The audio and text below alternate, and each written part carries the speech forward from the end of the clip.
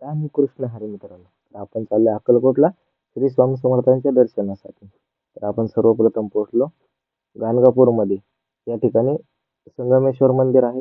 या ठिकाणी गुरुदत्तांचं पारायण केलं जातं. भक्तिमय वातावरणात खूप भारी फील होतं. त्यानंतर आपण अक्कलकोटला निघालो होतो. वाटेत जाता जाता आपण रील बनवली. यांना रील बनवायची होती तर आपणही त्यांना सहकार्य केलं. त्यानंतर फायनली आम्ही पोहोचलो अक्कलकोटमध्ये.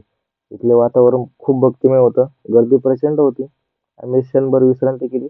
त्यानंतर आम्ही पोहोचलो तुळजापूरमध्ये. आम्ही डिनरला थांबलो होतो. हे बघा कशी डिनर करते.